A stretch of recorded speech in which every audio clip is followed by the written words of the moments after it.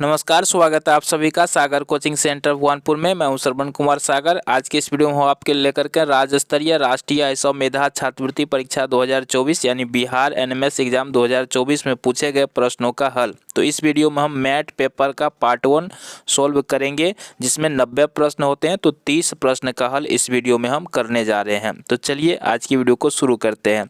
तो इसी तरह से सेम क्वेश्चन पेपर में दिया रहता है कुछ निर्देश, जिसके बारे में हम पिछले वीडियो में बताए थे जब हम सेट पेपर का आंसर की करवा रहे थे।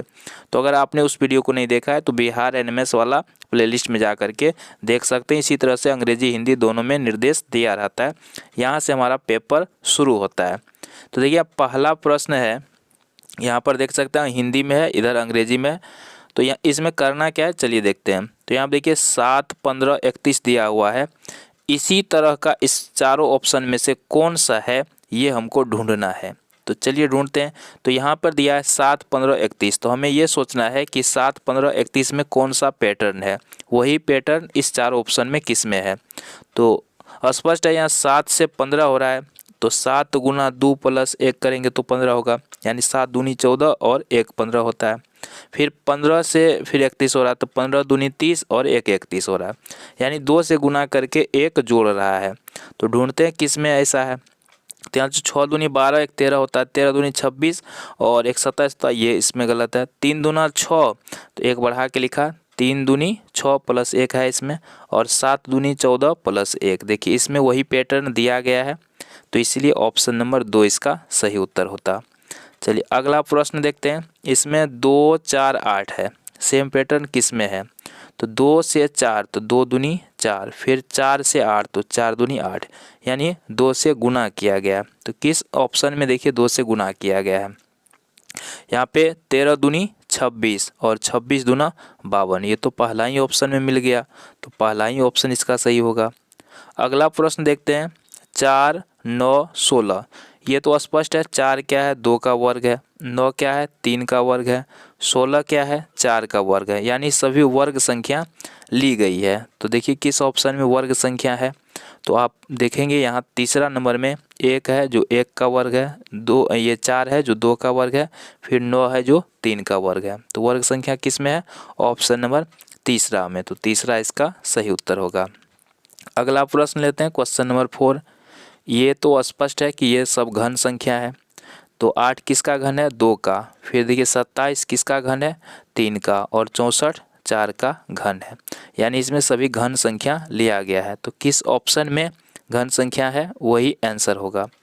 तो आप देखेंगे ध्यान से, तो तीसरा वाला में है ना। 64 आपको हो गया 4 का घन, 125 हो गया 5 का घन, और 216 हो गया 6 का घन। तो इस प्रकार इसका भी ऑप्शन नंबर तीसरा सही है। अगला प्रश्न देखते हैं। 5 से 9, 9 से 17, तो स्पष्ट है 5 से 9 कैसे होगा, 5 दूनी 10 करेंगे, 1 घटा देंगे 9 हो जाएगा। फिर 9 से 17 करना है तो 9 दूनी 18 में से घटा देंगे तो हो जाएगा 17, यानी 2 से गुना करके 1 को घटा रहा है। तो ऐसा ही ऑप्शन किस में है, यहाँ आप देखिए 4 दूनी 8 में से 1 घट गया 7, 7 दूनी 14 में से 1 घट गया 13, पहला ही ऑप्शन में मिल गया। तो पहला ही ऑप्शन इसका सही उत्तर होगा। तो 5 सवाल इस टाइप का दिया गया। अगला सवाल देखते हैं, क्वेश्चन नंबर 6 से 10 तक का। तो यहाँ पे देखिए इसमें क्या है कि बंदूक का संबंध है गोली से, तो कहता है टॉर्च का संबंध किससे होगा। कहने का अर्थ है बंदूक संबंधित है गोली से, तो टॉर्च किससे संबंधित होगा। तो स्पष्ट है बंदूक में क्या होता है, गोली होता है। तो टॉर्च में क्या होता है बताइए, बैटरी होता है। तो इसका दूसरा विकल्प सही है। क्वेश्चन नंबर 7 पे चलते हैं। 4 मीनार का संबंध भारत से है, तो पिरामिड का संबंध किससे है। तो आपको पता है 4 मीनार कहाँ है, भारत में है। और तो ये पिरामिड कहाँ है, पिरामिड मिस्र में है। तो इसका ऑप्शन नंबर 4 क्या होगा, सही उत्तर होगा। बढ़िए आगे, यहाँ पे 21:11, तो 31 अनुपात कितना। तो यहाँ पे हमें ये सोचना है कि 21 से 11 कैसे होगा। तो 21 से 11 करने के लिए हम 21 में 1 बढ़ा देते हैं और फिर इसका आधा कर देते हैं, तो 11 इस प्रकार हो सकता है। तो अगर हम 31 में 1 बढ़ा दें और फिर उसका आधा कर दें, तो 31 1 32, और 32 का आधा कितना हो जाएगा, 16। तो इस प्रकार इसका आंसर ऑप्शन नंबर 1 सही है। अगला देखिए यहाँ पे 12:20 है, समानुपात 18, अगला संख्या हम क्या होगा ये हमें ज्ञात करना है। तो x रख दीजिए, नहीं पता तो। अब इसको सॉल्व भी करते हैं सवाल की तरह। 12 अनुपात का मतलब क्या हो गया बट्टे में, तो 12/20 समानुपात मतलब बराबर 18 अनुपात x का मतलब हुआ 18/x। अब यहाँ से x का मान निकालें, क्या होता है तिर्यक गुना, तो x को 12 से गुना करेंगे, कितना हो जाएगा 12x। अब बराबर इधर हो गया 20 गुना 18। तो x का मान निकालने के लिए क्या करेंगे, 12 को इस साइड लाएंगे नीचे, ठीक है 12 गया इधर नीचे, तो ये कटेगा 6 तिया 18, 6 दूनी 12, फिर यहाँ 2 से कट जाएगा आपका 20, 2 धन 20, तो 10 गुना 3 कितना हो जाएगा 30। तो इसका मान कितना निकलेगा 30। ऑप्शन नंबर दूसरा वाला सही है। अगला प्रश्न बनाइए क्वेश्चन नंबर 10। SHOW, इसी को लिख दिया OWHS, यानी शुरू में जो SH था इसको लास्ट में लिख दिया HS करके उल्टा करके, और OW को ये लास्ट में था तो इसको शुरू में लिख दिया। तो ऐसे ही इसमें कीजिए, तो UL है यहाँ पे, तो ये आपका उलट जाएगा, तो कितना हो जाएगा ये शुरू में आ जाएगा, तो UL है इसको शुरू में ला देते हैं, और ये उलट जाएगा ना, FO है तो OF हो जाएगा। किस ऑप्शन में, तीसरा वाला में। अगला बनाइए, इसमें 4 दिया गया विकल्प, इसमें जो विषम है या बेमेल है उसको चुनना है, यानी 3 किसी न किसी प्रकार से एक जैसा रहता है, एक सबसे अलग होगा, जो सबसे अलग होगा वही आपका आंसर है। तो ढूंढना है, इसमें मार्कर दिया है, पुस्तक दिया है, चौक या खल्ली दिया है, पेन या कलम दिया है। तो इसमें देखिए सबसे अलग कौन सा है, तो स्पष्ट है इसमें पुस्तक क्या होगा सबसे अलग होगा। मार्कर से भी लिखते हैं, चौक या खल्ली से भी लिखते हैं, पेन या कलम से भी लिखते हैं, लेकिन पुस्तक को पढ़ते हैं, तो ऑप्शन नंबर दूसरा सही होगा। फिर क्वेश्चन नंबर 12 में देखिए यहाँ पे कह रहा है पिरामिड है, वृत्त है, घनाभ है, बेलन है, तो इसमें सबसे अलग कौन होगा। तो इसमें देखिए वृत्त सबसे अलग होगा, क्यों होगा, बाकी सब क्या है त्रिविमय आकृति है, यानी इसमें लंबाई चौड़ाई और ऊंचाई होता है। वृत्त में लंबाई चौड़ाई ऊंचाई ये तीनों नहीं होता है ना, तो इसलिए वृत्त इसका सही आंसर होगा। क्वेश्चन नंबर 13 में देखते हैं, सुनना, चढ़ना, तैरना, दौड़ना, तो यहाँ पर सही उत्तर क्या होगा, सुनना सही उत्तर होगा, क्योंकि देखिए चढ़ना, दौड़ना और तैरना सब क्या है पैर से करते हैं, लेकिन सुनना जो है ये कान से होता है, या ये भी कह सकते हैं ये ज्ञान इंद्रियां का काम है, बाकी ये सब कर्म इंद्रियां का काम है। तो इसका आंसर हो गया ऑप्शन नंबर 1। फिर MN, JP, AZ, BY, तो इसका सही उत्तर क्या हो जाएगा, ये हो जाएगा ऑप्शन नंबर दूसरा। इसका कारण क्या है, MN एक दूसरे का विपरीत है, अगर आप बाएं तरफ से देखेंगे तो M तेरह पे है, तो दाएं तरफ से N तेरह पे आएगा।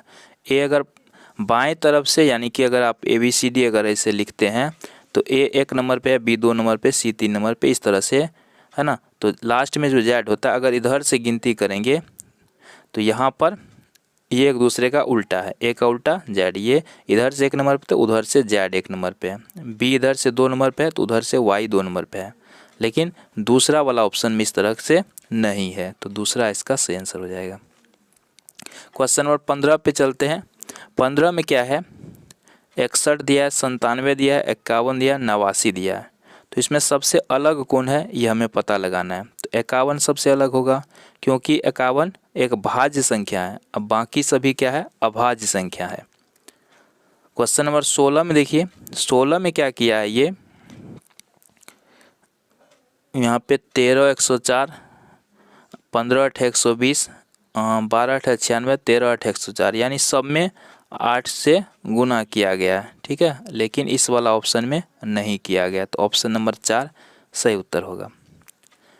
इसमें छेद, ड्रिलर, फोटो फ्रेम, काटना चाकू, पेंट ब्रश, तो इसमें सबसे अलग कौन है, ठीक है। तो इसमें जो है सबसे अलग हो जाएगा आपका फोटो और फ्रेम सबसे अलग हो जाएगा, ठीक है। ये एक दूसरे, ये दोनों का काम मिलता जुलता है है ना। चाकू काटना इसका काम हो गया, ड्रिलर से छेद करते हैं, ब्रश से पेंट करते हैं, है ना।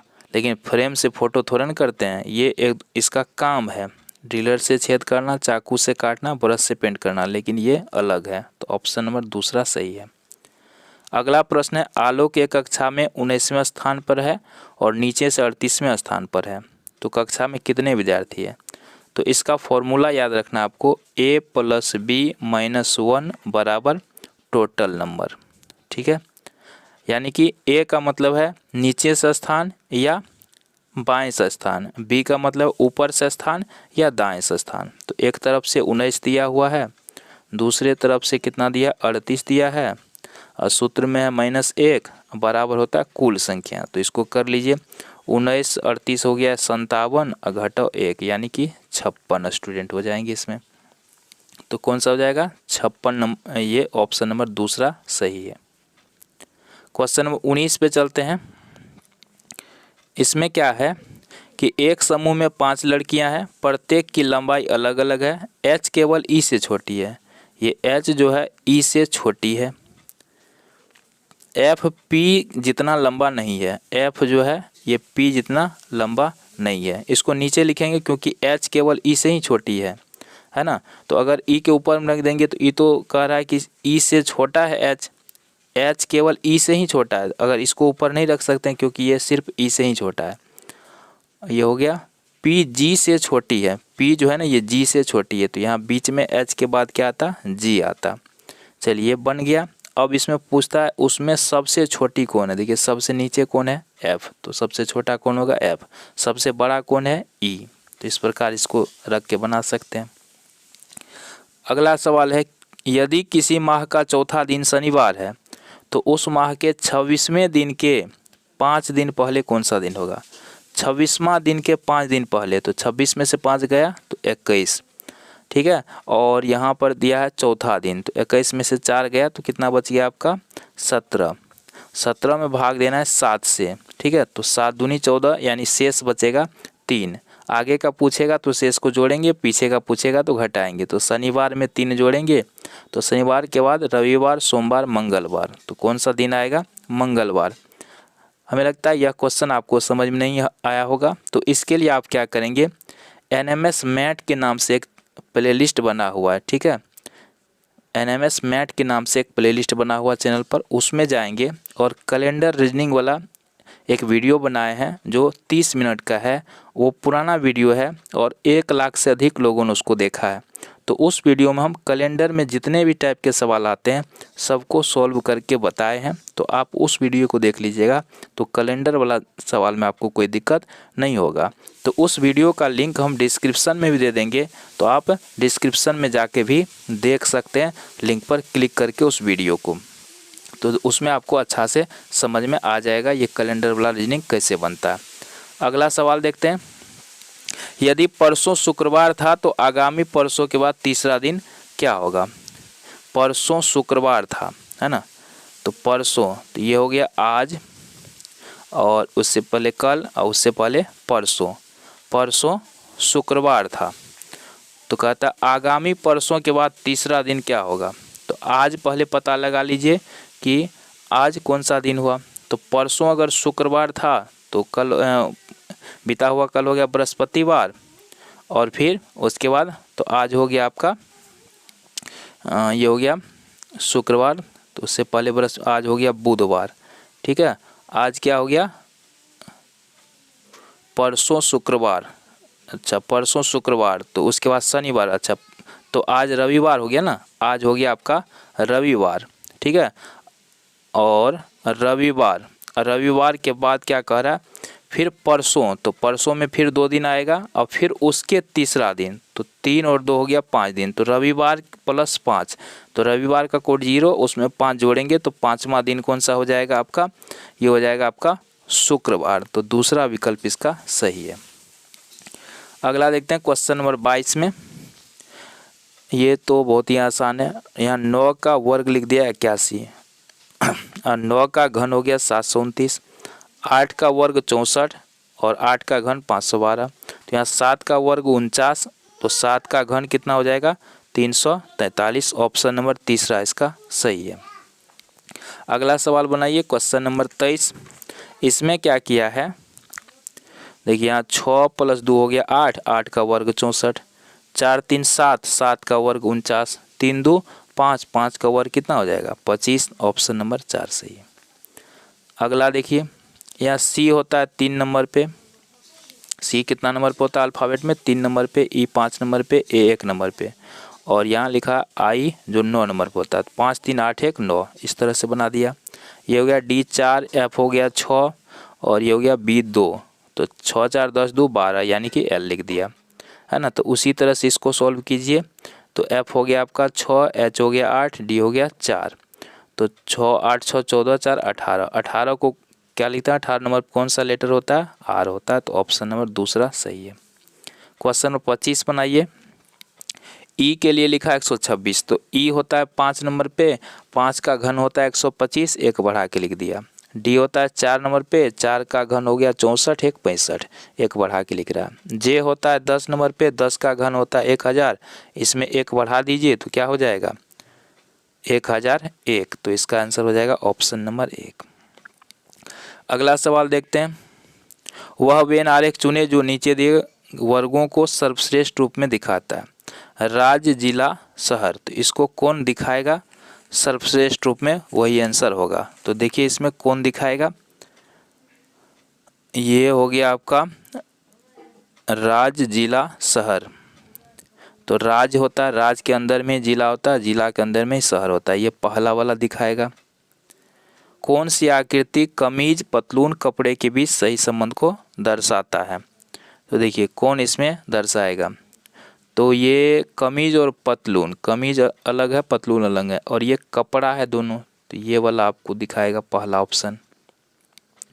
क्वेश्चन नंबर 28 में है ए का अर्थ प्लस, डी का अर्थ भाग, पी का अर्थ है गुना, एस का अर्थ है माइनस, तो इसका मान हमें निकालना है। चलिए सॉल्व कर लीजिए। 6 8, ए का अर्थ क्या दिया है, ए का है आपका प्लस, यहाँ प्लस लिख देते हैं। फिर है 48 और उसके बाद डी, डी का अर्थ है भाग, तो यहाँ पे हम भाग का चिन्ह दे देते हैं। उसके बाद है 2 और उसके बाद है आपका एस, एस का अर्थ है माइनस, और ये उसके बाद लिखा 8। उसके बाद है पी, पी का अर्थ है गुना, और पी के बाद क्या है 10। चलिए ये है आपका सवाल, सॉल्व कीजिए। पहले किसका काम होगा बताइए, पहले होता है भाग का काम। तो 2 से 48 में भाग देंगे कितना हो जाएगा 24। यहाँ पे आप गुना का काम कर सकते हैं, भाग का कर लिए तो 8 दिन हो जाएगा 80। तो इसको सॉल्व किए। 68 + 24 हो गया 8 4 12, 6 2 8 1 9, 92 घटो 80, कितना बच जाएगा 8 4 12, 6 2 8 1 92, घटा हो गया 80, तो ये आपका बच जाएगा 12 बच जाएगा ना। तीसरा वाला ऑप्शन क्या हो जाएगा इसका सही हो जाएगा। ठीक है, अगला देखते हैं क्वेश्चन नंबर 29। 5 + 7 + 2 लिख दिया 725। अरे ये तो सीधा ही है, यहाँ पे 7 है तो बीच में, तो इसको पहले लिख दिया, फिर उसके बाद 2 को लिख दिया, और फिर शुरू वाला को लास्ट में लिख दिया। इसमें वही किया है, बीच वाला को पहले लिख दिया, फिर 0 को लिख दिया, फिर 6 को। तो इसमें वही काम कर दीजिए, बीच वाला को पहले लिखना है, फिर लास्ट वाला और फिर शुरू वाला। 438 तीसरा वाला ऑप्शन सही है। तो इस वीडियो में हम क्वेश्चन नंबर 29 तक बता चुके हैं।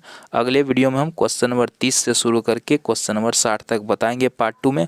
इसलिए चैनल पर नए तो सब्सक्राइब कर लीजिएगा, वीडियो को लाइक कर दीजिएगा। जो भी कोई सवाल होगा तो आप कमेंट में ज़रूर लिखिएगा। धन्यवाद।